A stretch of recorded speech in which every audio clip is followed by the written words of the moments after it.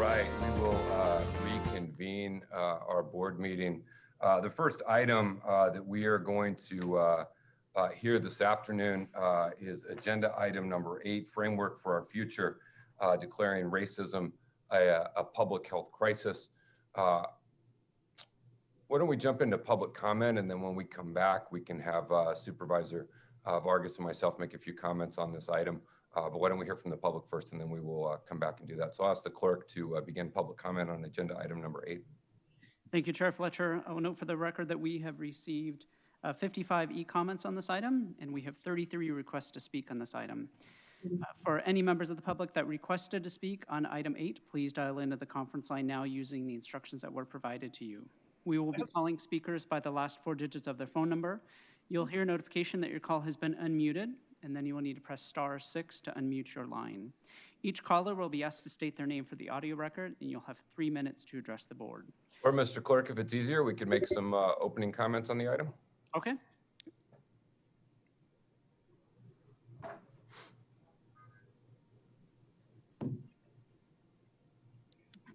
Could he hear me? Can you all hear me okay? We can hear you fine. We can. Can you hear us? Can any of the board members hear me? Yes. Okay. Yes. Mr. Chair, did you want me to proceed with public comment? Yes, let's go ahead and proceed with public comment, and then we'll go to board member deliberations. Okay, great. Thank you. I'll remind the public speakers that they should mute their TV or live video stream before they begin speaking. Aaron, if you could please identify the first caller. Yes, our first caller is 3542. 3542. Hello, my name is Penn Deal, and I'm an Escondido resident and a member of the Sunrise Movement San Diego chapter. I believe that racism is a public health crisis, and it makes sense to officially declare it as so. Passing this item will allow the county to take more efficient action to address the crisis of racism. Racism has a clear biological impact on people, which has been illustrated by the impact on Black women who are giving birth. They have a higher risk for infant and maternal mortality, and their babies are born earlier and with lower birth rates than other groups. Some here today will make racist arguments against supporting this measure. These arguments likely come not from a place of compassion or reason, but of hate. By voting yes on item 8, you will affirm your commitment to justice for marginalized communities and San Diegans of every color. It's time to put people first and help end the harms of systemic racism. Thank you. Thank you. Our next caller is 6090. 6090. Good afternoon, everyone. My name is Monica Hernandez, and I am the Development and Social Impact Director for Casa Familiar. I would like to congratulate all the newly elected supervisors, and I want to thank Supervisors Nathan Fletcher and Nora Vargas for hitting the floor running with their resolution to declare racism a public health crisis, prioritizing equity as a core principle to all operations in the county at every level. It has taken massive social unrest and a pandemic for many to recognize and acknowledge that institutional racism is at the root of what has kept San Isidro and other communities like ours marginalized, in poor physical and mental health, underfunded, and overrepresented in the criminal justice system. Yet, we remain cautiously optimistic that we can continue to learn from one another, work together, and grow towards a more positive and loving greater San Diego community. We at Casa Familiar and San Isidro urge all supervisors not only to adopt this resolution, but to make every possible attempt in working from this new framework towards a healthier future for all of us. Thank you. Thank you. Our next speaker is 7749. 7749.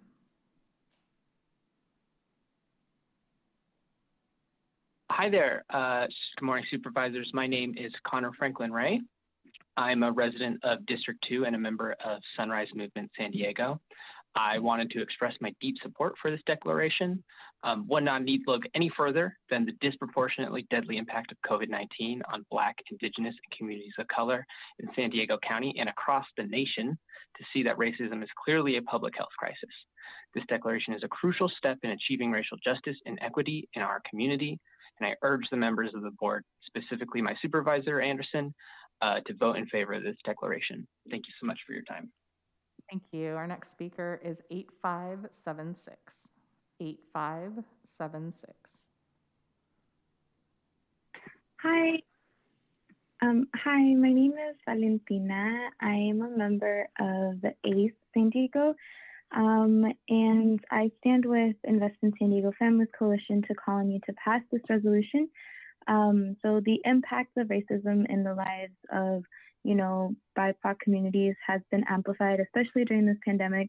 I think it's clear to see that these communities have been neglected, and declaring racism as a public health crisis will allow us to push for, actual greater change and accountability in these communities, because it's a real issue that's affecting them.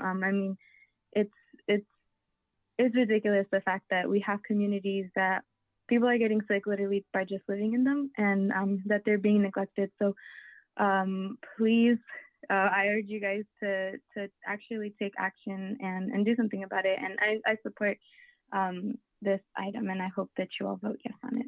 Thank you so much. Thank you. Our next caller is 5694. 5694.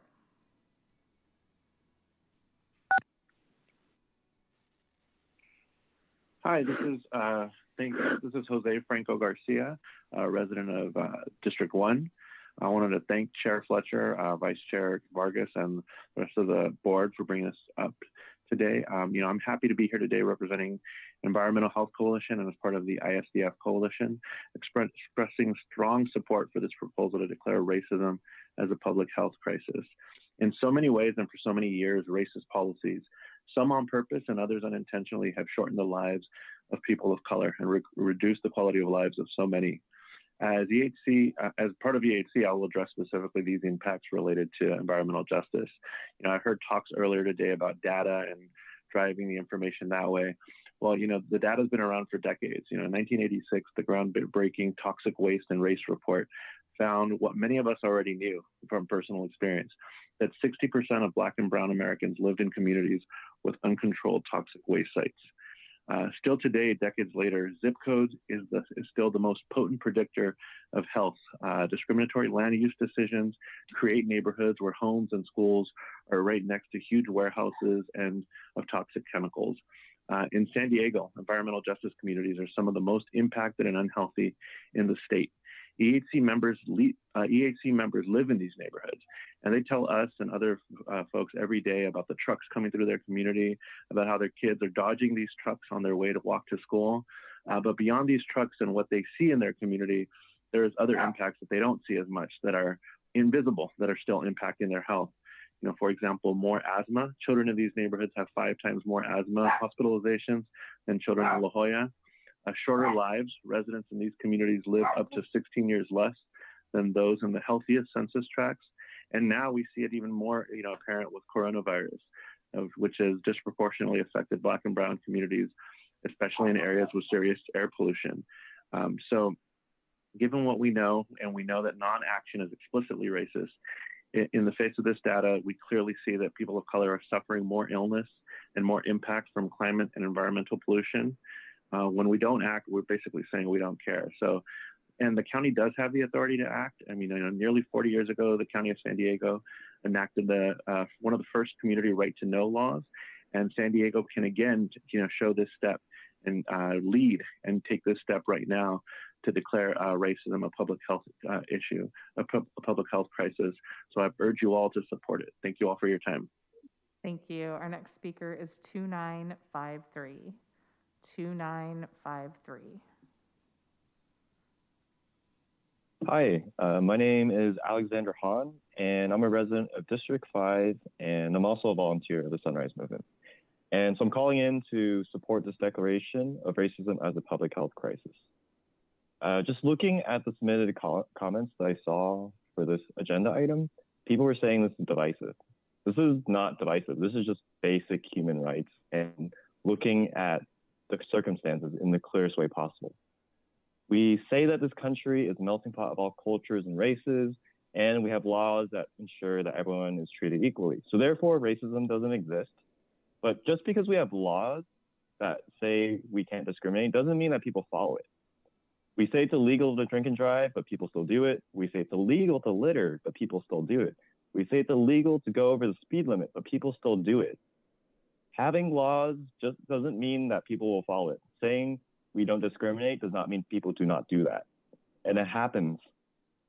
But if we can gather data to get community input, then we can actually make sure people are being treated equally across all races. This is why we need to support this declaration and then create a county racial equity action plan. Thank you so much. Thank you. Our next caller is 9788. 9788. Hi, my name is Danielle Polson, and I'm a resident of District 3 and a member of the Sunrise Movement in San Diego. I want to express my strong support for this resolution declaring racism a public health crisis. COVID-19 has exposed many of the deep-seated issues we face in this country, and it has driven home the fact that Black and Indigenous communities especially, as well as other communities of color, are being hit even harder than most. As many people who are currently struggling to pay bills, feed their kids, or keep their families healthy, they were struggling long before COVID-19 threw a wrench into all of our lives. We now know all too well the importance of good health care and the detriments of an unequal yet underfunded system. I want you to ask yourselves, why am I here? Why did I take this position? If the answer is even a little bit to improve people's lives, then this declaration should be easy to sign.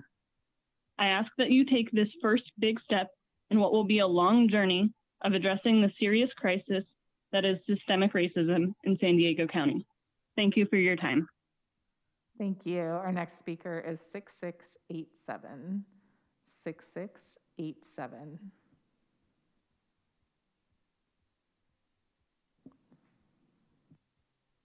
Good afternoon. My name is Drusilla Willis. I'm a resident of San Diego County, constituent of District 4 and San Diego County Employees, SEIU 221 Union Members Chapter President. Today, my focus is on the County of San Diego, my employer. For as long as I've worked for San Diego County, racism has been a public health crisis. The sudden rush to push this new agenda without proper planning, and that's concerning to me. On Agenda 8, racism as a public health crisis.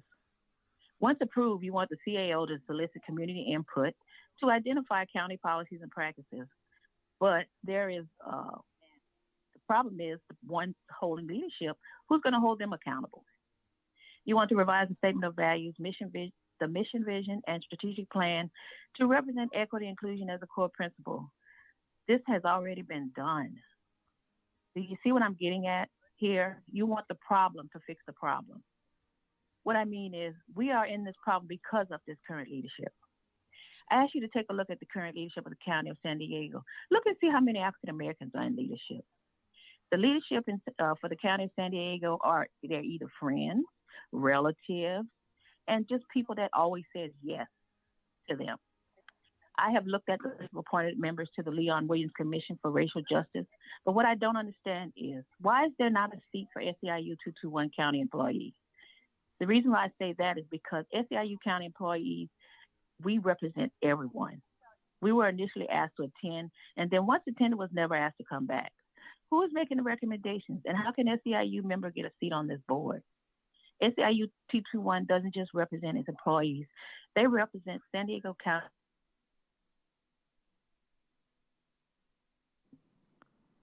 We seem to have lost that caller, so if she calls back in, we can resume her testimony, but that call seems to have been disconnected from the Zoom meeting. We'll move on to 5302. 5302.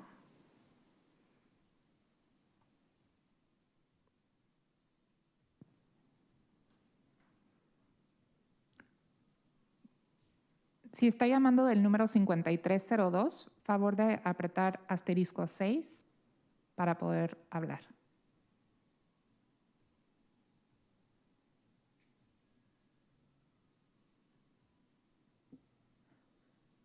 Asterisco 6 es necesario para poder hablar del número 5302.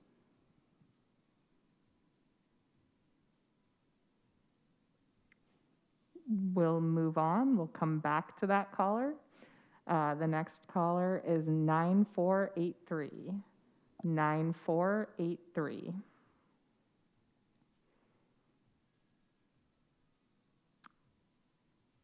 Oh.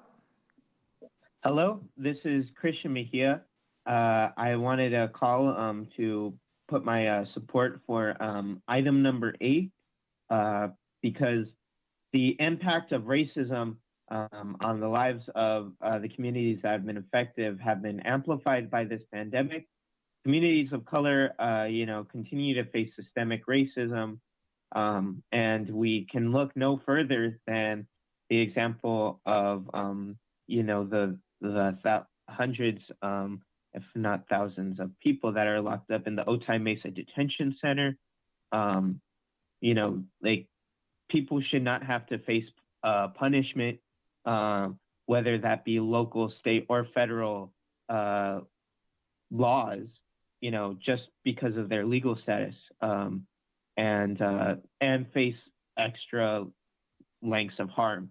And this is something that the city of San Diego has a role in, and that should be seen forth.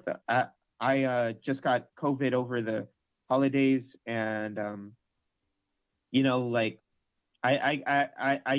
just know that our communities need more support, and that the urgency is also evident. It's so evident. Thank you.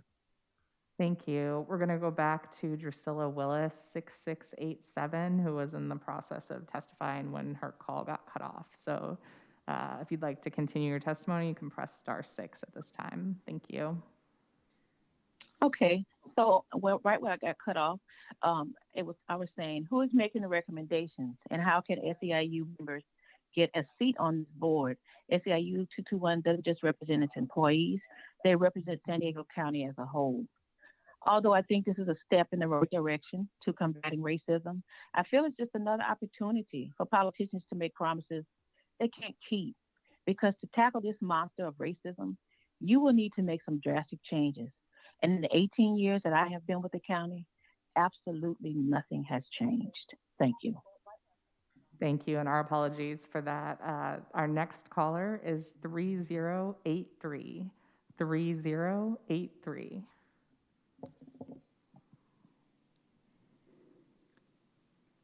$3083, favor de apretar asterisco 6 para poder hablar. ¿Sí me escuchan? Sí, adelante. Le pido que haga pausas para poder traducirle. Gracias. Mi nombre es María Flores. Soy miembro de ACE y vivo en la ciudad de Vista. My name is Maria Flores. I am a member of ACE and I live in the city of Vista. Estoy marcando en apoyo a la propuesta de hoy. Estoy con la coalición Invierte en las Familias de San Diego. I am calling today in favor of the proposed action, and I am a member of the Invest in San Diego Families Coalition. Para pedirles que declaren el racismo en una crisis de salud pública. Asking that you declare racism as a public health crisis. Garantizar las transparencias y el gobierno abierto en el condado de San Diego. To guarantee transparency and open government in the county of San Diego. Incluir una respuesta equitativa y basada en datos al COVID-19. And using scientific and based data to respond to COVID-19 in an in an equal way. Sorry. Adelante, perdón. Realinear las políticas que gobiernan los recursos y las contrataciones del condado para garantizar la equidad. And to realign the policies and the actions that for the County of San Diego to guarantee equity. El impacto del racismo en las vidas de las comunidades de color se amplifican ahora durante la pandemia del COVID-19. The impact of racism in communities of color are heightened now during COVID-19. Cuando las comunidades de color enfrentan no solo un número desproporcionado de condiciones de salud. When communities of color already suffer from a disproportionate number of health impacts, sino también un acceso desigual al seguro médico, las pruebas, el tratamiento y la atención. they also have, they don't have equal access to testing services and medical attention. Tales inequidades sociales y de salud sistemática han resultado en un mayor riesgo para las personas negras, indígenas y de color de contraer COVID-19. This unequal, the lack of equity in services has resulted in higher numbers of Black, Indigenous, and people of color testing positive or contracting COVID-19. O experimentar enfermedades más graves como resultado. Or even worse health conditions and illnesses as a result of those things. Para combatir el racismo sistemático de las políticas públicas del condado, las prácticas y los programas del condado deben tomar decisiones. In order to combat racism in public policies and actions of the county, you need to base your decisions que promuevan la justicia racial, que estén basadas en datos sobre la equidad y donde los residentes that promote racial justice and are based on equity for residents. Y que estén comprometidos en el proceso político de una manera significativa. Espero que podamos contar con su apoyo. And that you really engage in this process and maintain that engagement, and we hope that we have your support. Muchas gracias y buenas tardes. Thank you and good afternoon. Thank you. Our next caller is 3906. 3906.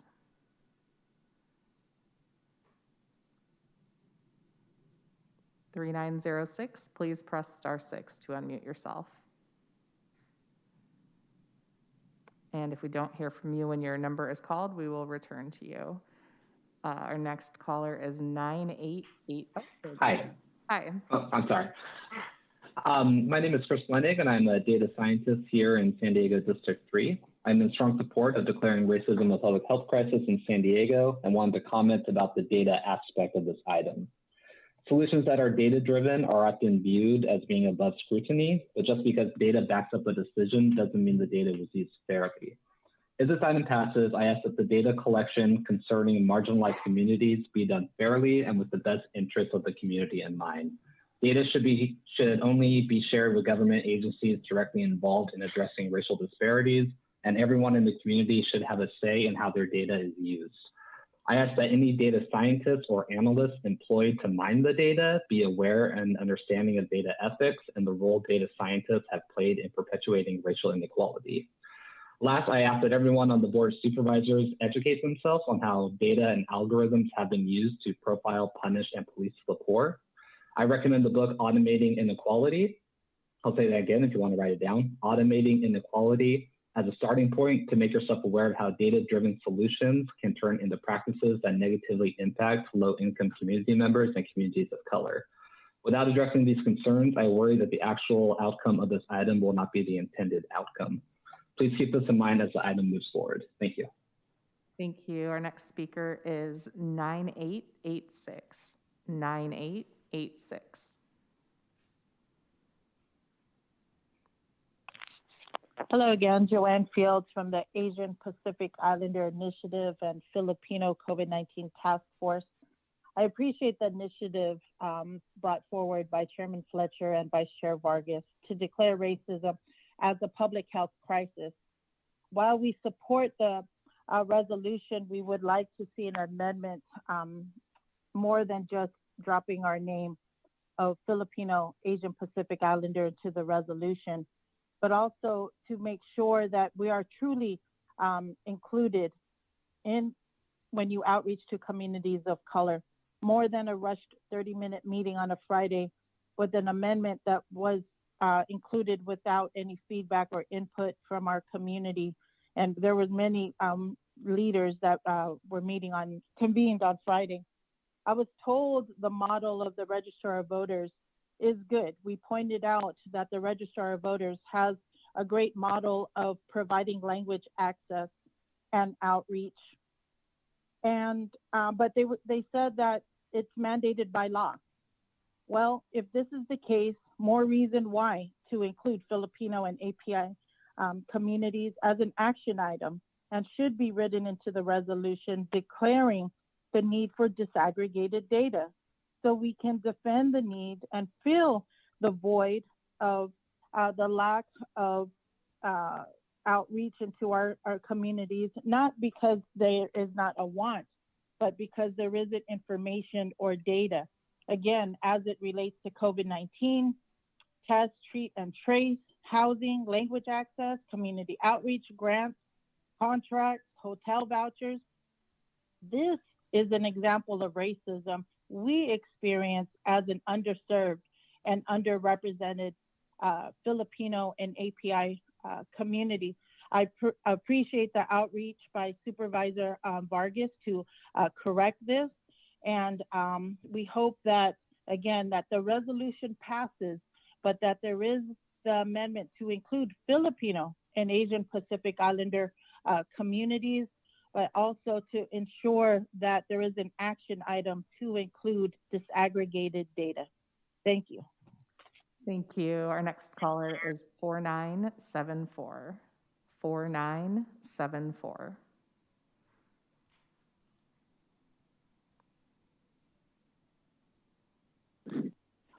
Again, this is a very welcome proposal. This is Michelle Cruz again, and I really want to thank Supervisor Vargas and Nathan Fletcher for bringing these forward. As was said, and I think it was Supervisor Fletcher that said it, but I'm not 100% sure. We cannot unsee what we have seen through this pandemic, through the summer of unrest, in quotes, watching George Floyd. All of these worldwide views have made things blatant that have always been there. And I really appreciate the consciousness raising and including it within the culture of our county.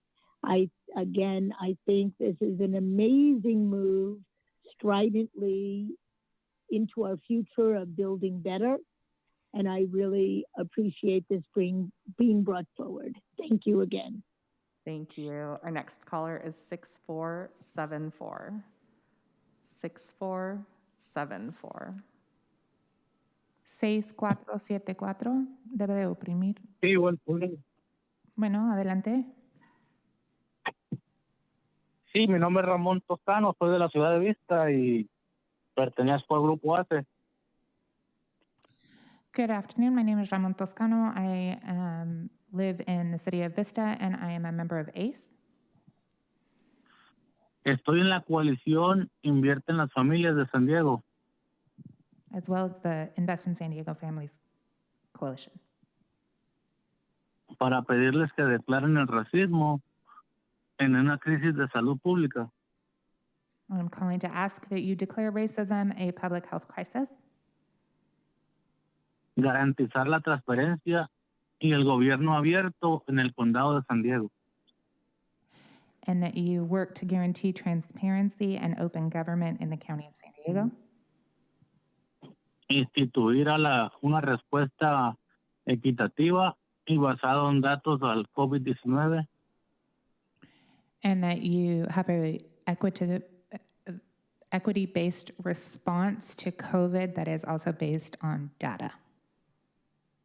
Realinear las políticas que gobiernan los recursos.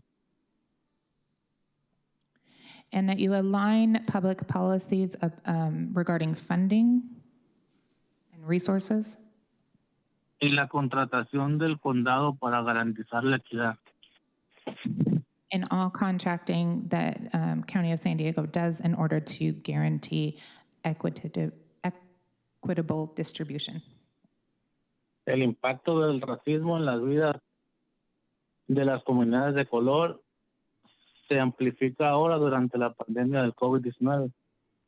The impact of racism in communities of color is heightened now during COVID-19.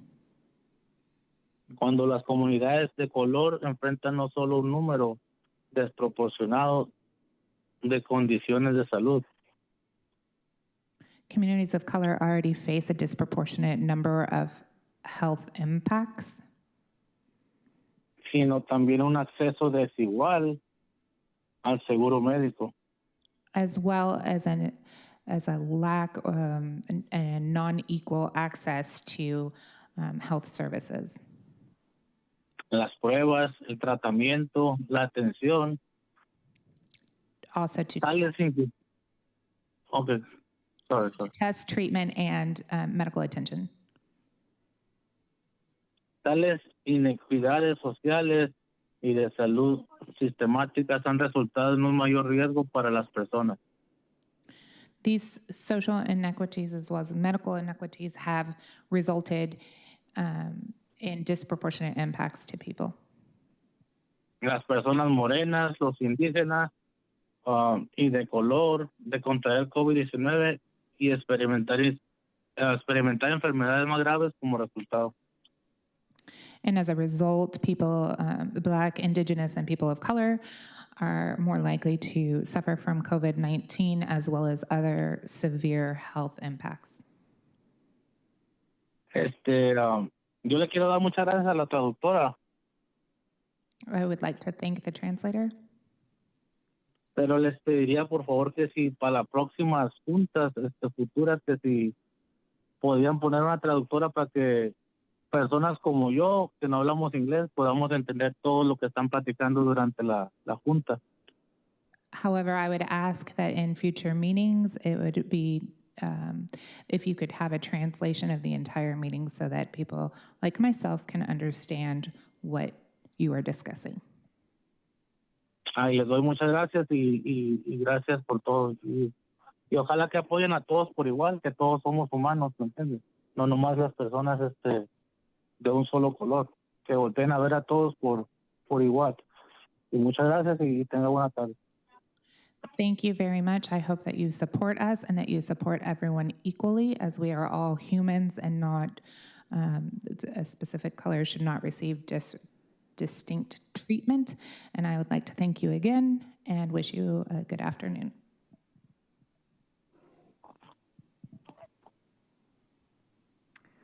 Thank you. Our next speaker is 4250.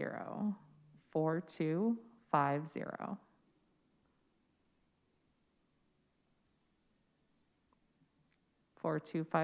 Please press *6 to unmute yourself.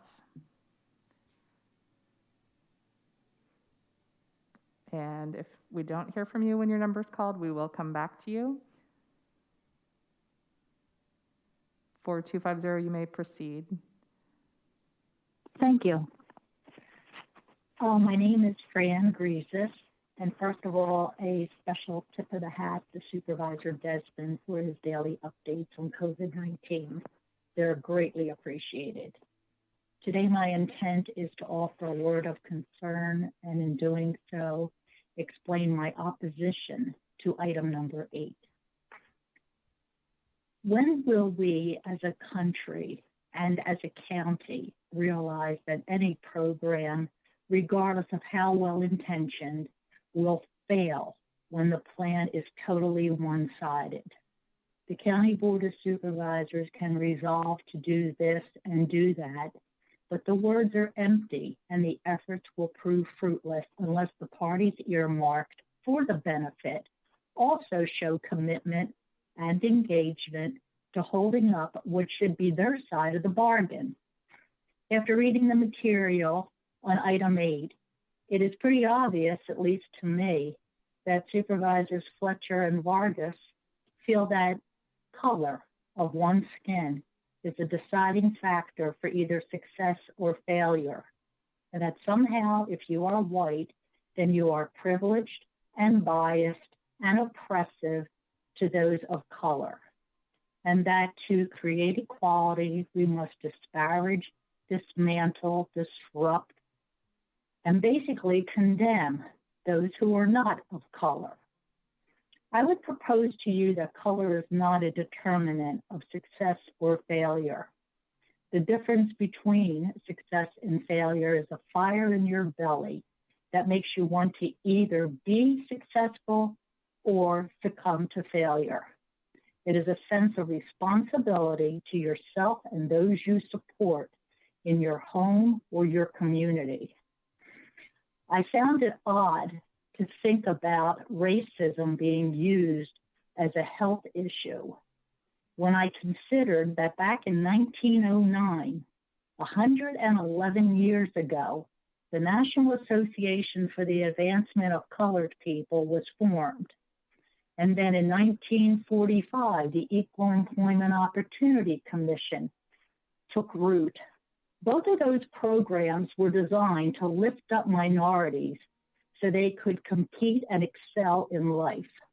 And now we have the San Diego County Board of Supervisors initiating yet another program to discriminate against the white population to once again try to attempt to give minorities an advantage at life over other people. As taxpayers, we generously fund free lunches or subsidized lunches. We fund subsidized housing, funded the Affordable Health Care Act so that all U.S. citizens, regardless of color, could enjoy time health care benefits. And yet even AG reported that after the first half of 2020, there were significant pockets of people without insurance. Ma'am, thank you. Your time is up. Thank you. Thank you. Yep. Our next caller is 1104. 1104. Please press *6. Hello. Hi there. My name is Jerry Hall. I'm a longtime resident of San Diego County. I'm disturbed that after reading the comments online and hearing the callers on this call, of the levels of ignorance about what racism is, what racism has done, and what we can do to fix racism and ideally eradicate it, if that's even possible. As so many of us have been learning, the roots of our sustained structurally racist communities is by intentional design. That is, our nation's neighborhoods were carefully crafted through the 20th century through the present day by our federal, state, and local governments in collaboration with the banking, financial, and real estate industries. Our government sold us the myth that property values were negatively affected when neighborhoods were integrated. In fact, this was their excuse used to sustain our long history of racial discrimination, feeding off the fear of white Americans and specifically targeting Black Americans. Because of the complexities in how local governments allocate resources based on property values, manifestations of this policy include when and how we serve our communities through public health delivery systems, including one's physical and mental health, those with substance use disorders, and those with housing and economic insecurities.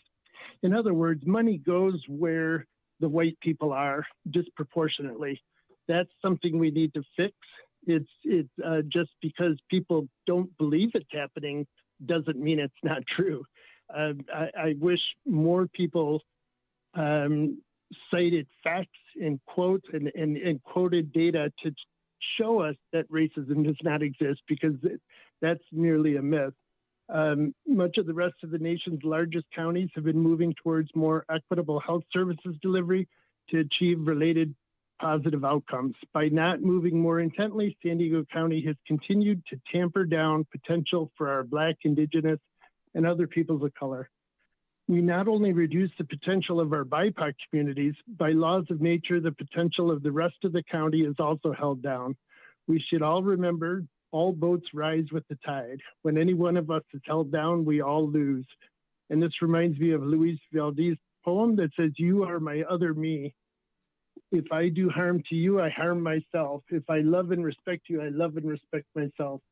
I believe we'd all be best served by this important initiative, especially our owning our racist past, while doing our utmost to eradicate racist policies and practices within all our county departments, systems, and networks. Thank you. Thank you. Our next speaker is 9481. 9481. Please press *6 to unmute yourself. And if we don't hear from you when your number is called, we will come back to you. Our next, oh, here we go. Hi, my name is Luis Mandela Adams, pronouns he, him, and on behalf of the San Diego LGBT Community Center, I'm calling today to urge the Board of Supervisors to approve item 8. As we all evaluate ourselves and our agencies and do the hard work of combating racism, the center believes that the county has a responsibility to lead in addressing racism in order to improve the overall health of our communities. This item will help the County of San Diego engage in anti-racist work and combat historic inequalities that have led to health, social, economic, and criminal justice disparities. Additionally, by declaring racism a public health crisis, the county can set a strong foundation for an equitable response to the COVID pandemic. Although this resolution will not solve inequalities created by centuries of racism, it is an important and necessary step to set up our priorities and work towards a San Diego that works for all. Thank you for your time, and we hope that we can count on your adoption of this resolution. Thank you. Our next caller is 5302. 5302. Si aprieta el asterisco 6 para poder hablar. Buenas tardes, mi nombre es Miriam Goff y soy miembro de ACE y vivo en Chula Vista. Good afternoon, my name is Miriam Goff. I am a member of ACE and I live in Chula Vista. Estoy llamando el día de hoy acerca de la propuesta que están haciendo con la coalición que invierte en las familias de San Diego, ISDF. I am calling today regarding the proposal that you're making along with ISDF, the Invest in San Diego Families Coalition. Mi llamada es para el apoyo especialmente a las personas que viven en racismo de emergencia pública de salud. Ahora más que nunca nosotros los latinos somos los más afectados de la pandemia. I am calling to support the declaration of racism as a public health crisis. Now more than ever, Latinos are suffering more due to the pandemic. El condado de San Diego tiene que invertir en las familias y donde más se necesita, en las comunidades latinas y en las comunidades de color. The County of San Diego should be investing in communities that are where it's most needed, and those are the Latino communities and communities of people of color. El impacto del racismo en las vidas de las comunidades latinas y de las comunidades de color se amplifica ahora durante la pandemia del COVID-19, cuando las comunidades de color enfrentan no solo un número desproporcionado de diferencias y condiciones de salud. The impact on communities of color and Latino communities is amplified now, is heightened during COVID-19, where you see that they already have disproportionate impact from health concerns and illnesses in those communities.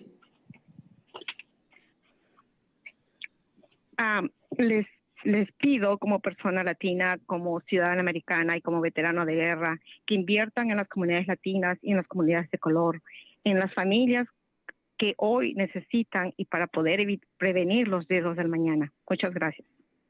I ask as a Latina, as a citizen of the United States, as a veteran of the armed forces, that you invest in communities of color, that you invest in the people, and thank you very much.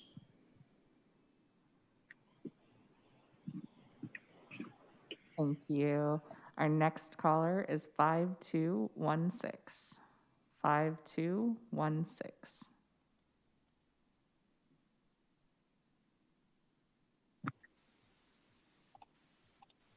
Hello, can you hear me?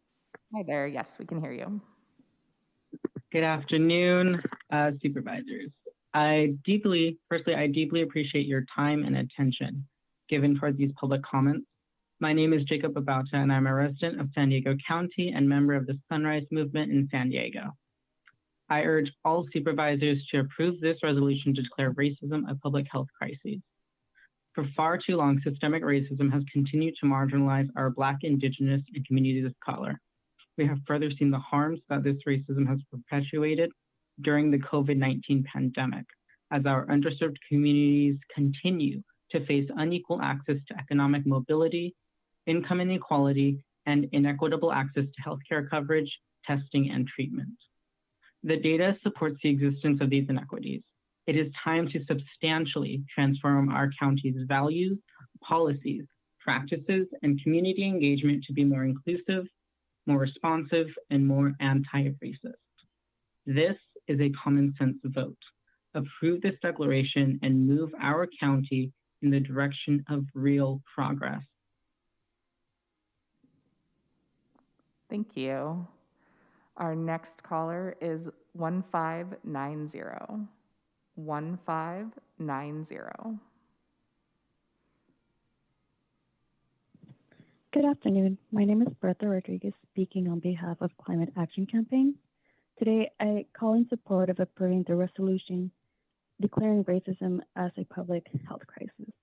The county must enhance its data collection capabilities to identify racial disparities among programs and policies in order to see how racism affects people's lives in drastic ways. We know communities of color are impacted by systematic forms of racism. For example, National City and the communities of Barrio Logan, San Isidro, and City Heights rank in the top 25% of overall hazards in the state. It is not an accident that BIPOC live in hazard areas that pollute their air and water, causing various health disparities, and it is not acceptable that COVID-19 is impacting Black and Latinx communities. These injustices are interconnected by racism. Environmental racism is one of the various manifestations of inequity that continue to plague our communities. I support the resolution declaring racism a public health crisis as a necessary step towards a more equitable San Diego County. Thank you. Thank you. Our next caller is 7498. 7498.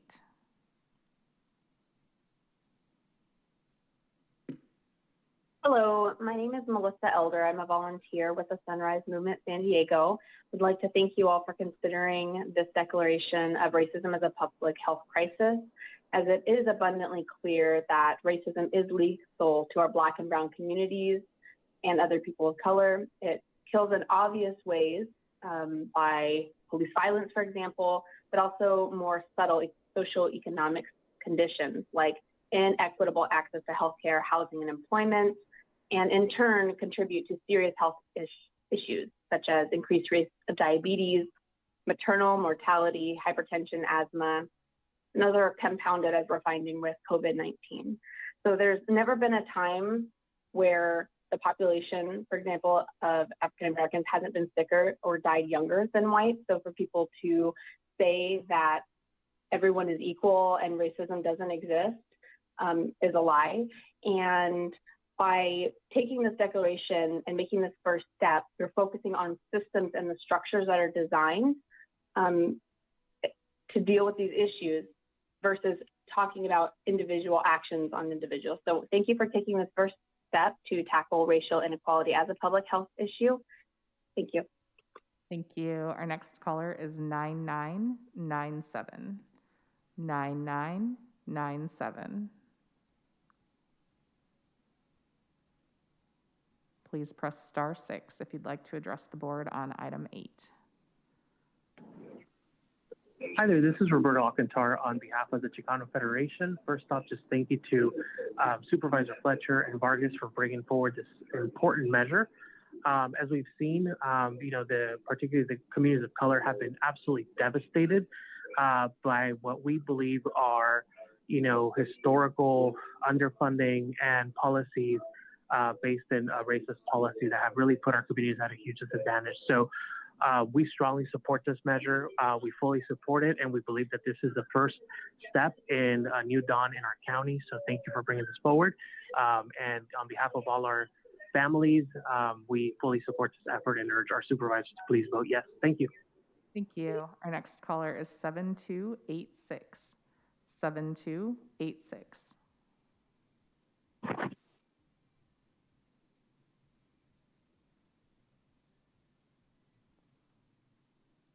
7286.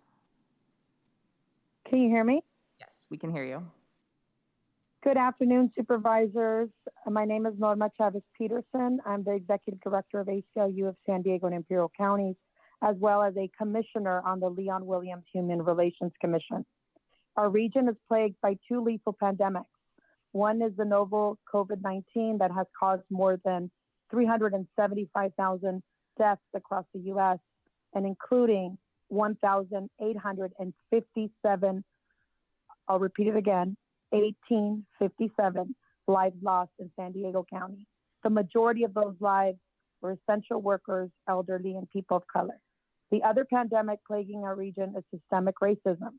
Systemic racism predates and contributes to COVID-19 outcomes. It is manifested in the unequal distribution of wealth, power, and life opportunities afforded to people based on skin color. Unlike this novel coronavirus, racism is not new. Racism is so deeply rooted in our culture and institution as to be invisible to white people who have largely benefited from generations of government-sanctioned discrimination that has crippled others, namely people and communities of color, afflicting them with a range of pre-existing conditions that make them uniquely vulnerable to the health and economic impacts of COVID-19. Racial disparities in access to healthcare, nutritious food, and affordable housing, and who holds essential jobs, and racial disparities in policing and incarceration are among the factors that make people of color more susceptible to the devastating impacts of COVID-19. Recognizing racism as a public health crisis affecting all of San Diego County is essential to our region's full and equitable recovery from this devastating pandemic. According to the American Public Health Association, local and state leaders have declared racism a public health crisis across 30 states, including Indiana, Georgia, Pennsylvania, Illinois, to name a few. Here in our own great state of California, 24 counties have taken these actions, including places like San Bernardino, Santa Barbara, and Ventura counties. It's some time that San Diego, get on board and move forward. These declarations are an important first step in the movement to advance racial equity and justice and must be followed by allocation of resources and strategic action. The people of San Diego County are best served by COVID-19 response and recovery efforts that are grounded in science, driven by data, and centered on the needs and voices of communities that are disproportionately impacted. The Board of Supervisors must identify and implement solutions to eliminate systemic inequality in all external services provided by the county. Those services include sectors like health, social services, housing. I urge the board to address the needs of our county's high-risk populations and strategically identify opportunities to address systemic racism by supporting action number 8 today. I ask the entire board to support this important resolution and make sure that your vote will ensure that we the people truly means all of us. Thank you. Thank you. Our next speaker is 9918. 9918.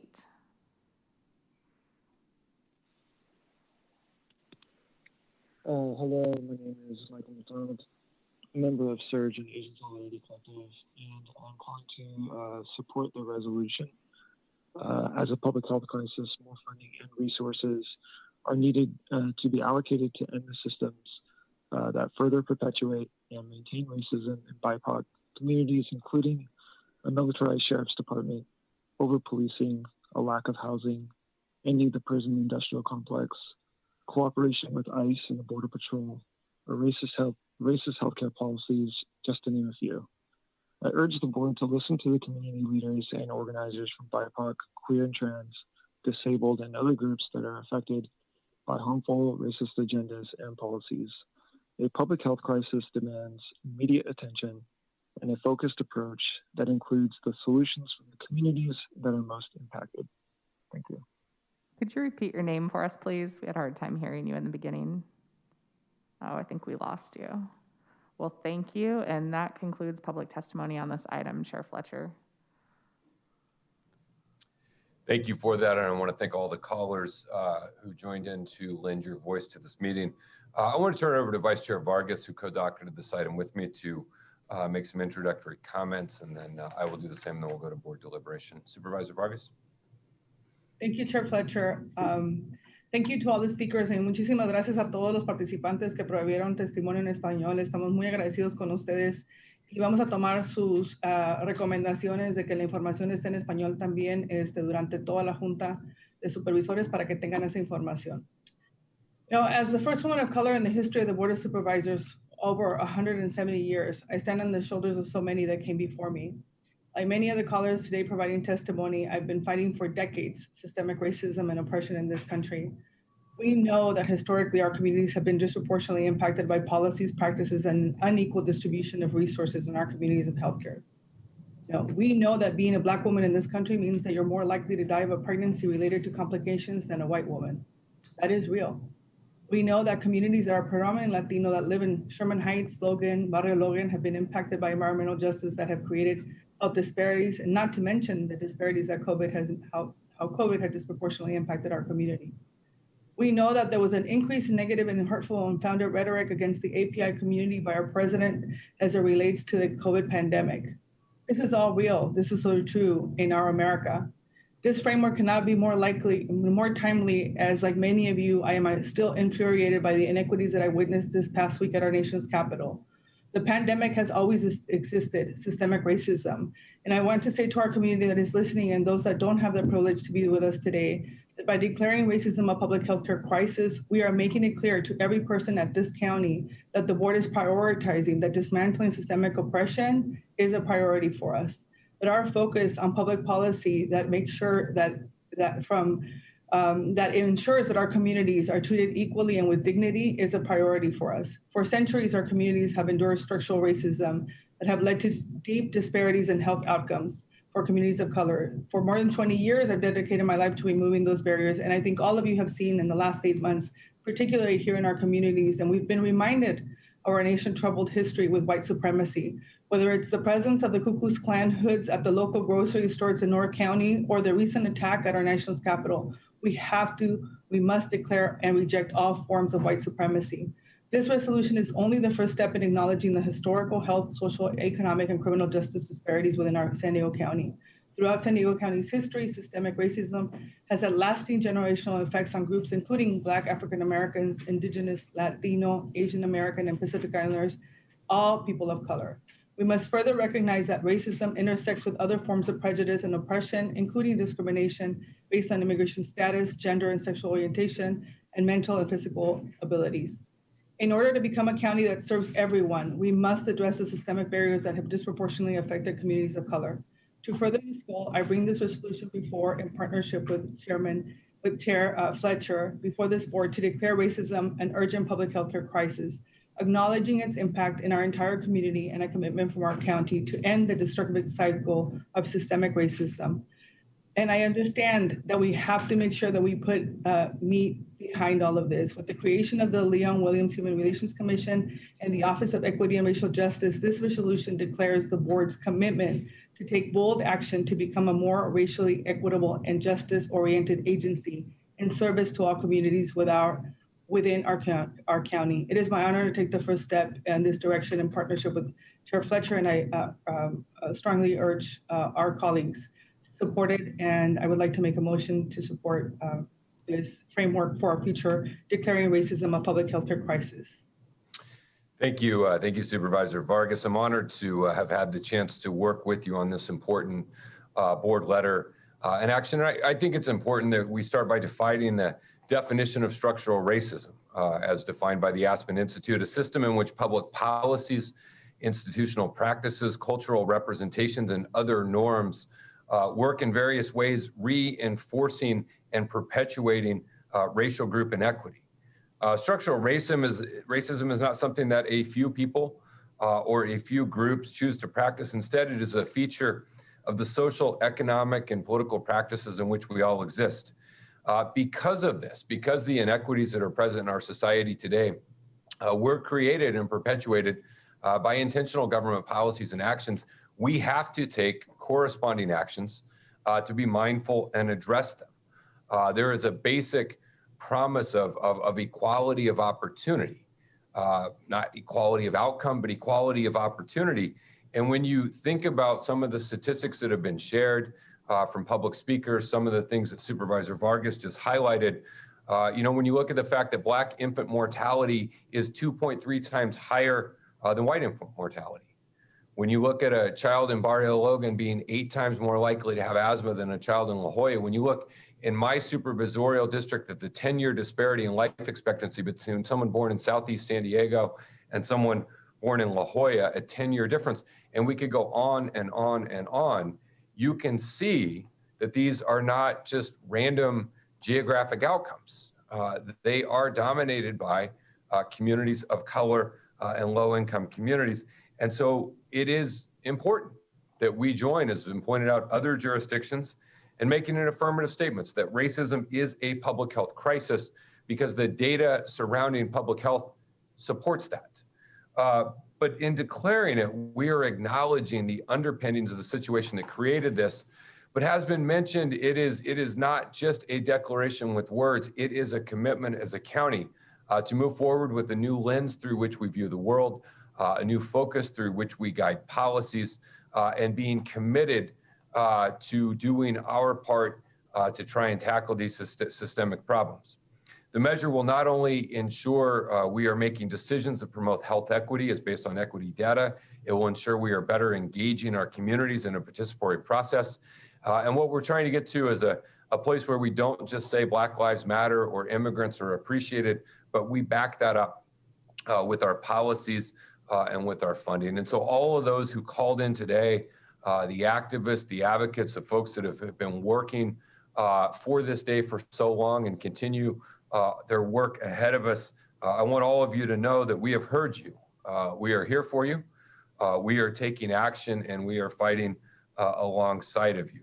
When we don't confront the realities in our nation and our communities, when we don't address them, they won't get any better. And so our actions today are to come forward. I stand before you as an ally, not having had the same lived experience or been subject to the same conditions or environment, but knowing that I too have to do my part and lend my voice to join this effort that we're doing. And so we have, as has been pointed out, taken some steps in the right direction. We have a lot of work ahead of us. And I think that this action today will help provide that framework for moving forward. And so I would love to second the motion. And with that, we will go to Supervisor Lawson-Remer. Thank you so much. And first, I'd just like to thank Supervisor Vargas and Chair Fletcher for spearheading this very important initiative. And I strongly support including the AAPI community in the scope of this effort. Systemic racism rears its head in nearly every aspect of our society. Less access to vital health care, communities besieged by pollution, greater barriers to quality education, and fewer economic opportunities. And in regards to the current board letter, the data is clear. There are wide disparities in health outcomes by race and ethnicity, and these are disparities that cannot be explained by other factors like age or education or income. As a new mom of a 17-month-old who I gave birth not too long ago, one statistic really stands out for me, which is that Black women with a college degree are 5 times more likely to die from pregnancy-related complications than are their white counterparts. Overall, Black, American Indian, and Alaskan Native women are 2 to 3 times more likely to die from pregnancy-related causes than white women.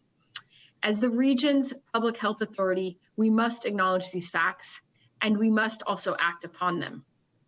This action today will direct staff to begin considering equity in all of our actions and develop a data-driven process and help ensure appropriate county resources are allocated based on need. As an attorney and an economist who has spent much of my career advancing data-driven policymaking, I want to emphasize the importance of collecting program outcome data disaggregated by population subgroups, including race and ethnicity. This is one reason I have put forth item 11 today, along with Supervisor Fletcher, advance a data-driven approach to public policy and data disaggregation.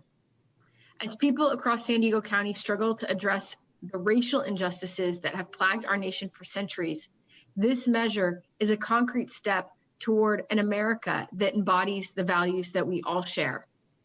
This is a historic vote, one of several that this new Board of Supervisors is casting today and tomorrow, and will be very proud to vote yes. Thank you. Thank you, Supervisor Wasserreimer. Any other members of the board wish to make comments on this item? Seeing none, we have a motion and a second to approve this item. I would ask the clerk to call the roll. Thank you. Supervisor Anderson? Aye. Supervisor Lawson-Remer? Aye. Supervisor Desmond? Aye. Vice Chair Vargas? Proudly aye. Chair Fletcher? Fletcher, aye. That motion passes unanimously with all supervisors being present and voting aye.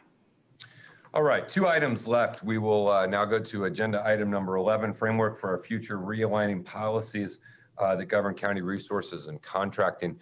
Why don't we go ahead and hear public comment, and then we'll hear from Supervisor Lawson-Remer, who I was proud to co-docket this item with. So clerk, if we can go ahead and call the public speakers.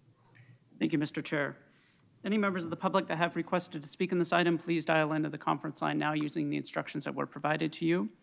We'll be calling speakers by the last 4 digits of their phone number, and they'll hear a notification that their call has been unmuted. You'll then need to press *6 to unmute your phone. Each caller will be asked to state their name for the audio record, and you'll have 3 minutes to address the board. You'll hear this sound when your time is up, so please conclude your comments at that time. Erin, if you could please identify the first caller. Yes, our first caller is 3459. 3459. Good afternoon. My name is Travis Anderson, and I'm a proud member of the SEIU 221. I'm a registered nurse. I work down at Central Jail in San Diego with the Sheriff's Department. Been with the county for just over a year. We are in strong support of this framework to reform the contracting out policies. Our experience so far with the Sheriff's attempt to contract out our jobs is exactly the situation we want our county to avoid. Instead of confronting the massive short staffing and the broken chain of command for healthcare decisions, the sheriff tried to contract out instead of taking responsibility for the problems under his watch. There are many challenges with the existing Sheriff Department contractors, and SEIU 221 members look forward to participating in the discussion to reform these policies. The effort to contract out has caused a distraction from the crisis at hand. The department promised adding 30 to 60 nursing positions last year and through this year, which has not happened. We are still very anemic. The department threatened to contract out our jobs in 2020, which has led to more staff members leaving the department. We are now in a critical staffing level where it's very difficult from a nursing perspective to make sure our patients, the inmates and arrestees, have consistently safe nursing available. Contracting out has made it difficult to recruit and retain staff. Proposals have been made by the union in early December to address these issues in the interim, but we haven't heard a response from Labor Relations. We have a pending unfair labor practice charge currently with the department. We've told the county contracting out is a bad idea, and we had to pick up a public campaign, sign tons of petitions, rally from our offices, and essentially file a charge to stop it. Now that we're not going contracted out, what are we going to do with these problems? Our hope is that we can move forward together. And we're committed public servants. We work with our hearts and our experience with the inmates. We put our differences aside with whatever crimes they committed and make sure that they have high quality care that we can provide at that time. Outsourcing was very detrimental. We lost so many good nurses, and it's really sad to go to work every day and work 7 days with only 1 day off, you know, so any attention to this is appreciated. So thank you for your time, and congratulations to the new board members. Thank you. Our next caller is 9832. 9832.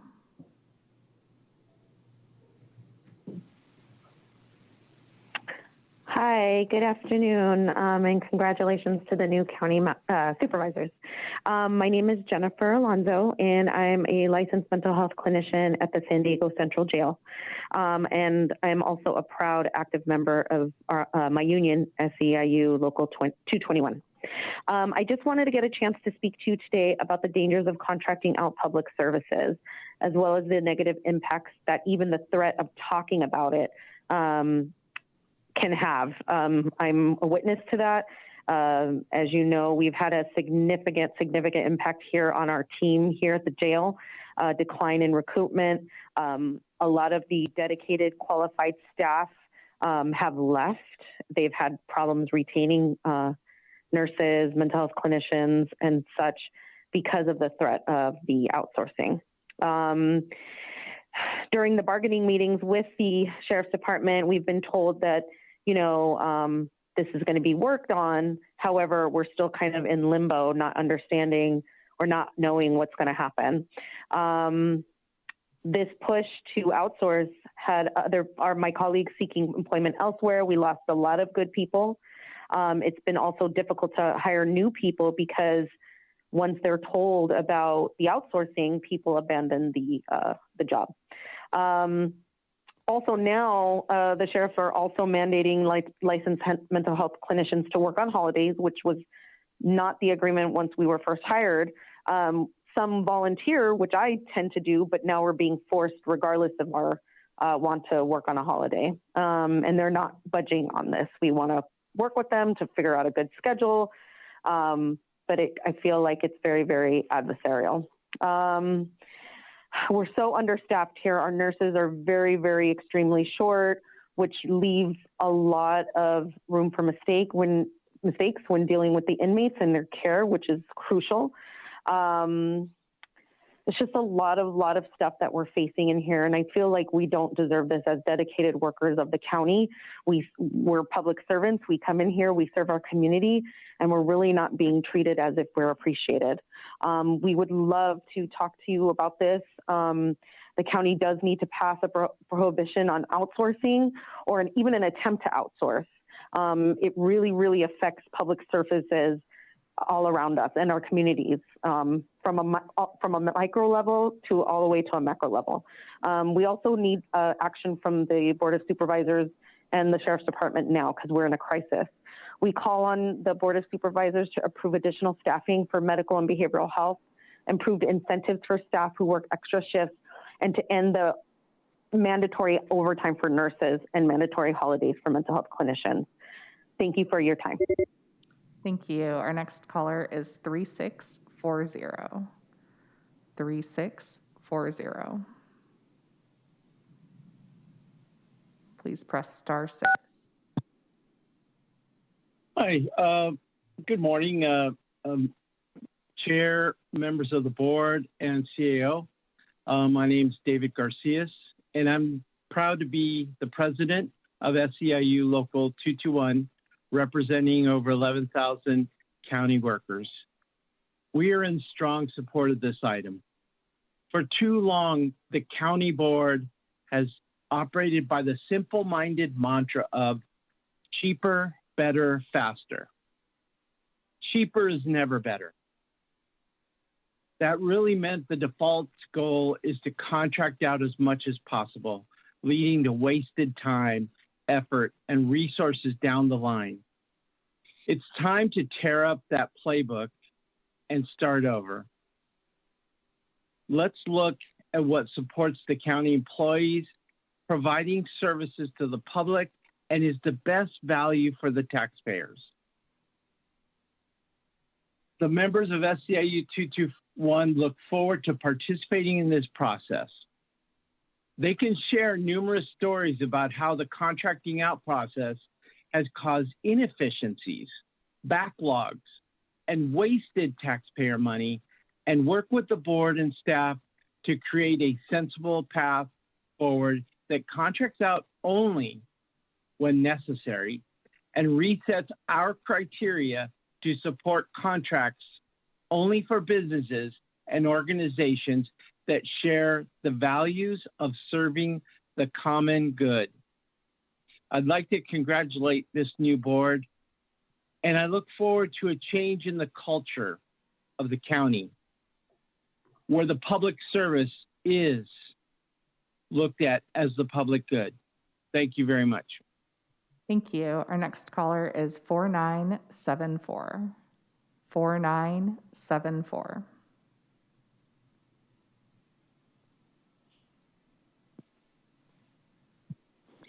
Thank you, Michelle Krug again.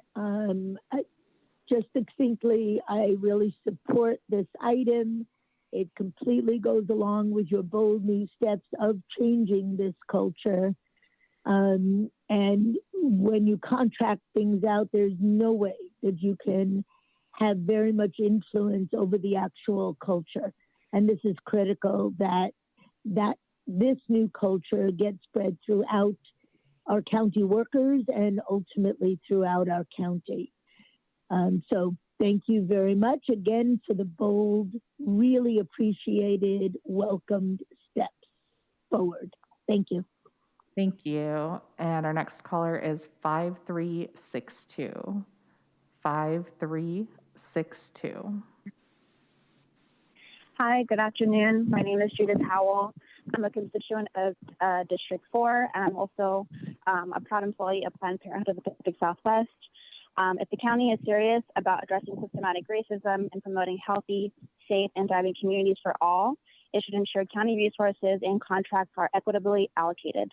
Thank you. Thank you. And that concludes public testimony on this item. Chair Fletcher. And Mr. Chair, also note for the record that we received 3 e-comments on this item. Thank you. Thank you both. I would now turn to Supervisor Lawson-Remer to make some introductory remarks on this item. Thank you so much. First, I'd just like to thank Chair Fletcher for partnering with me on this important priority.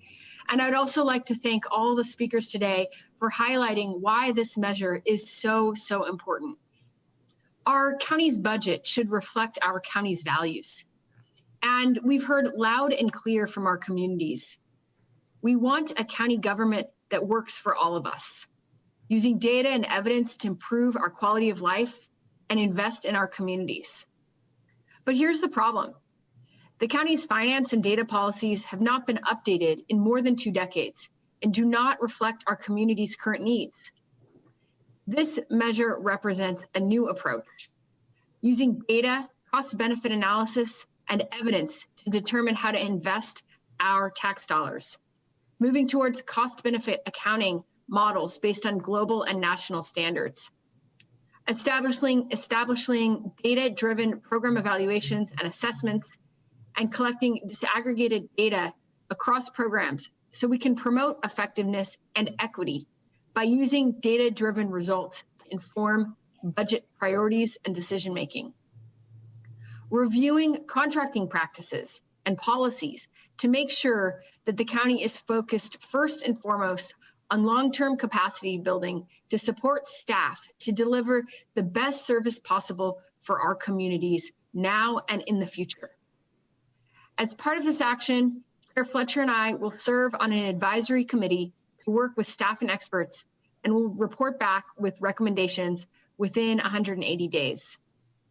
We look forward to working with experts in the public and to presenting reforms to this board in the coming months in order to chart a bold new direction for the county that prioritizes the well-being of our communities. Thank you. Thank you. I take that as a motion to approve. The motion to approve. Okay, thank you. I just want to echo those comments. It's my privilege to work with Supervisor Wasson-Reamer on this. We're fortunate on this board to have supervisors who all bring unique experiences to this board and to governing, including having an economist here. And as we come together to really update and look with a fresh set of eyes on the way we do things with an eye towards how do we ensure the fiscal solvency and fiscal responsibility of our community, but recognizing a part of that is that we're in a place to make the right investments at the right time and in the right way, making sure we have risk mitigation policies to ensure that we have healthy reserves to meet a downturn in the economy to ensure continuity of services, but to also make sure that we are not missing investment opportunities where we can make a difference in the lives of San Diegans in a very responsible way. Continuing to hold true to the notion of every possible idea we can find to ensure performance management and that we are being efficient, effective, and equitable with data-driven results. And that means taking a hard look at everything that we do. From our contracting processes to our procurement process, make sure it's accessible and open and transparent, and really spending the time to kind of gather those ideas and then bring them back to this board, for this board to debate and deliberate and consider any changes in the future. And so I'd be happy to second this motion. And again, appreciate everyone's involvement and Supervisor Wasson-Reamer for getting us here, knowing we have a long way to go. A lot of work ahead of us. So with that, we have a second. Are there any other board members who wish to speak to this item? All right, seeing none, we have a motion by Supervisor Wasson-Reamer, second by myself. I'll ask the clerk to call the roll. Thank you. Supervisor Anderson? Aye. Supervisor Lawson-Reamer? Aye. Supervisor Desmond? Aye. Vice Chair Vargas? Aye. Chair Fletcher? Fletcher, aye. That motion passes unanimously with all supervisors being present and voting aye. All right, we will move to our final agenda item for the day, agenda item 12, a framework for our future reforming the county's legislative agenda. This is an item I brought forward, which I think is consistent with a lot of what we are doing, which is reforming, rethinking, relooking at everything we do as a county and to how we can align it in the best possible way moving forward. The legislative agenda is what our Office of Strategy and Intergovernmental Affairs uses as its guideline to advocate on the county's behalf for local, state, and federal policies. This is something that gets revised and updated, kind of becomes a living and breathing document, and something I had concerns with back in October. And I think it is appropriate today that we take a reset on our legislative plan. It is an unwieldy, massively large and complex document. And so the effort today is the first step in streamlining this effort and directing the CAO along with the legislative team to work with the Office of Strategy and Intergovernmental Affairs to bring us something back consistent with a series of guiding principles and priorities. And so we will be doing that. We've outlined a variety of priorities: COVID-19 response, behavioral health, homelessness, affordable housing, environmental justice, public health, data, habitat, a whole series of guidelines, community-based approaches to public safety, government transparency, working collaboratively with the state, 18 incorporated cities, our sovereign tribal nations, and our friends to the south in Mexico. And we look for this as directing them to take these priorities and guidelines and return with a new document for the January 26th board meeting for review and consideration by the entire board. And then they will also return to the board within 90 days to present a proposed annual process for how we will handle this moving forward. I think this is an appropriate time for us to reset and rebuild a little bit and look forward to, if this passes, what would come back on the 26th. So I'd make a motion to approve. And then let's ask real quick before we go to board deliberations if there's any requests for public comment on this item. Thank you, Mr. Chair. We have 3 requests to speak on this item, and also note for the record that we received 2 e-comments on this item. We'll be calling speakers by the last 4 digits of their phone number, and you'll hear a notification that your call has been unmuted. You'll then need to press *6 to unmute your phone. Each caller will be asked to state their name for the audio record, and you'll have 3 minutes to address the board. You'll hear this sound when your time is up, so please conclude your comments at that time. Aaron, if you could please identify the first caller. Yes, our first caller is 2021. 2021. Good afternoon, supervisors. My name is Laura Nunn. I'm calling on behalf of the San Diego Housing Federation this afternoon. The San Diego Housing Federation's mission is to advocate for the creation and preservation of affordable housing throughout San Diego County. We do this by supporting policies at the local level and through advocacy for state and local legislation with a coalition of partners working throughout California and the country. Each year, we establish policy priorities that guide our work. Our policy priorities focus on 5 key areas: the resources for the creation and preservation of affordable homes, land use that promotes affordable housing, reducing the cost to build affordable housing, resident protections to keep people stably housed, and reducing and preventing homelessness through proven strategies.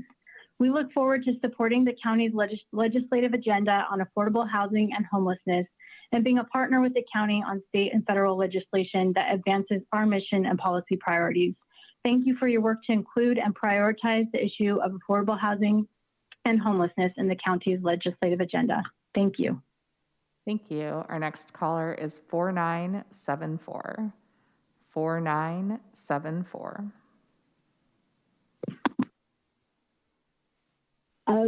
Good afternoon again, Michelle Krug. Just strong support for this change.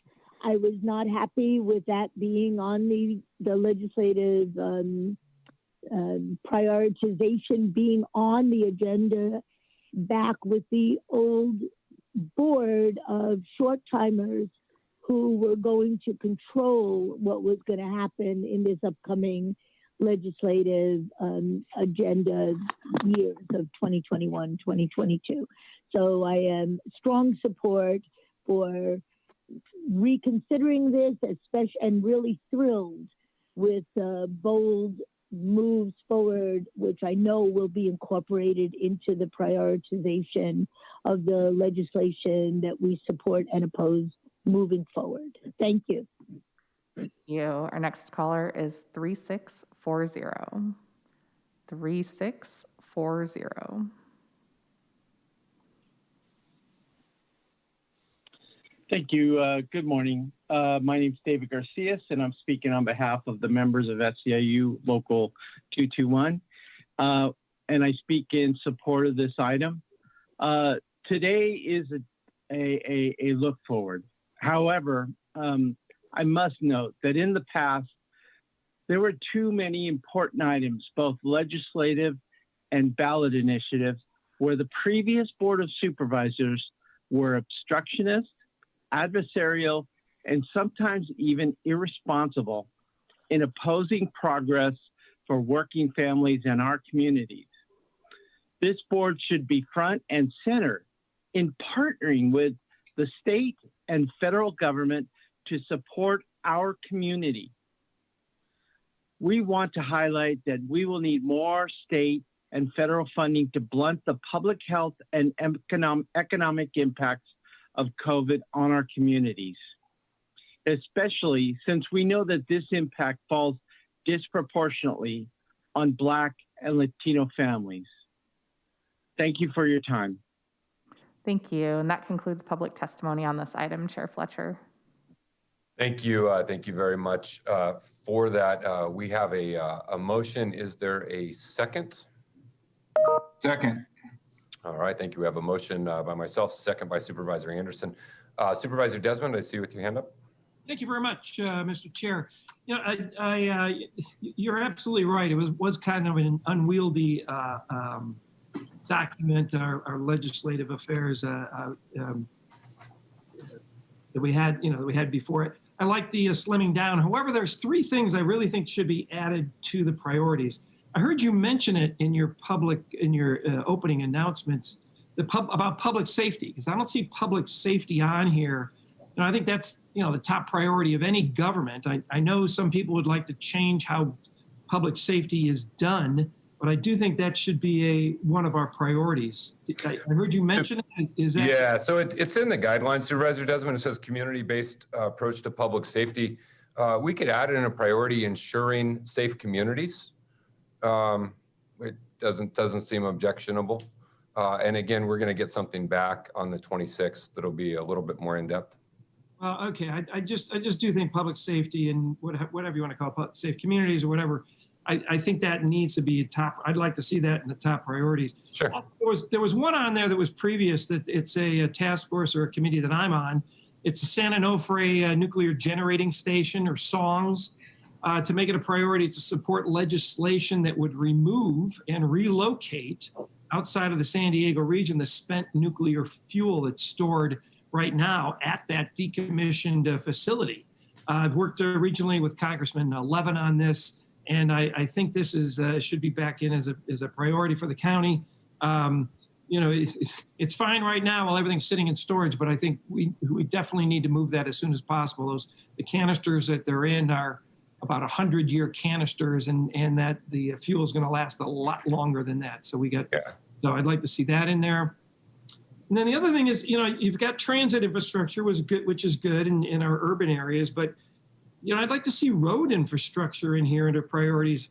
In the unincorporated areas, we've got over 2,000 miles of roads under the county's jurisdiction in the unincorporated areas. So I think that needs to be put back in there. And if you want to call it roads in the unincorporated area only, I mean, that's all we really have. I think that needs to be, OSIA needs to be tracking that so that we can keep our roads, for any changes in legislation that might allow us to get dollars, to keep those roads in the best possible repair. So I know you wanted to narrow this down, but I think those three things are very important to add back in there: road infrastructure in the unincorporated area, SONGS, and public safety. Supervisor, I think the having a priority about working to ensure safe communities covers that, along with the guidelines that talk about approach to public safety. And I think the issues around the nuclear storage, I think would be covered in the environmental sections. I think that is certainly an environmental issue. On the prioritization, to have a priority around road funding, I think as a county we'll certainly continue to do roads. But, again, it's going to be the prerogative of the board. I'm not sure that the priority in seeking state and federal funding is necessarily going to default to roads. I think that part of that is a little bit of a shift. It's certainly going to be a part of what we do every day. But I'd be happy to add into the priorities, again, the safety concerns, ensuring safe community, and I think we would all be in agreement on the nuclear storage. But again, what we're trying to do is streamline this a little bit and have guidelines and priorities, and then allow it to come back on the 26th. But it will come back, and we'll have a more substantive document that we can work through and see what changes might need to be made there. This is another area I guess we disagree on, because road infrastructure is, for the unincorporated area, we're it. We are the ones that take care of the roads. We're the ones that pay for those. We're the ones that, have that. And then they're predominantly in Supervisor Anderson's district and mine. And we are the unincorporated areas, mayor, council, everything else. We are their elected representatives. And so, I'd like to see, I don't know if you want to put it under a different title or subheading or something like that, but 2,000 miles of roads to take care of. The longer you let them deteriorate, the more they cost to maintain in the future. So I don't think in a document about our priorities in engaging with other government agencies, there's any lack of commitment to what we do as a county and our responsibility to the unincorporated. But I understand your point. Thank you very much. Thank you. Supervisor Anderson. Chairman Fletcher, I really think that we should be pursuing all state dollars possible in federal dollars to lift our communities. I like that. What would you think about pursuing additional revenue, or perhaps even referring to it as our fair share? We are the second largest county in the state, and we pay an enormous amount in taxes. And sadly, we get very little of that money back. I like that. If we just add it as a priority, pursuing state and federal funding that can lift up and invest in our communities, ensuring we get our fair share, I think that's a great addition. And since you are the seconder of the motion, I think as long as we both agree, then we can certainly add that along with the one suggestion from Supervisor Desmond around ensuring safe communities. We would add those two items to the priorities and give staff some direction about what to work on and come back with. Absolutely. Outstanding. All right, we have a motion by myself, a second by Supervisor Anderson to adopt the board letter with priorities and guidelines with the addition of a priority of ensuring safe communities and pursuant to Supervisor Anderson's suggestion, ensuring that we pursue all available state and federal funding to invest in our communities, ensuring we get our fair share. Seeing no other hands up, I would ask the clerk to call the roll. Thank you. Supervisor Anderson? Aye. Supervisor Lawson-Remer? Aye. Supervisor Desmond? Aye. Vice Chair Vargas? Aye. Chair Fletcher? Fletcher, aye. That motion passes unanimously with all supervisors being present and voting aye. That concludes our business before the board today. We'll now proceed to adjourn in memories. We have one adjournment in memory today that I would like to bring forward. I'd like to adjourn today's meeting in memory of all the people in San Diego, California, across the United States and the world who have lost their lives due to the coronavirus pandemic. To date, nearly 376,000 people have died in the United States alone. Almost 2 million people have died worldwide. More than 30,000 have died in California.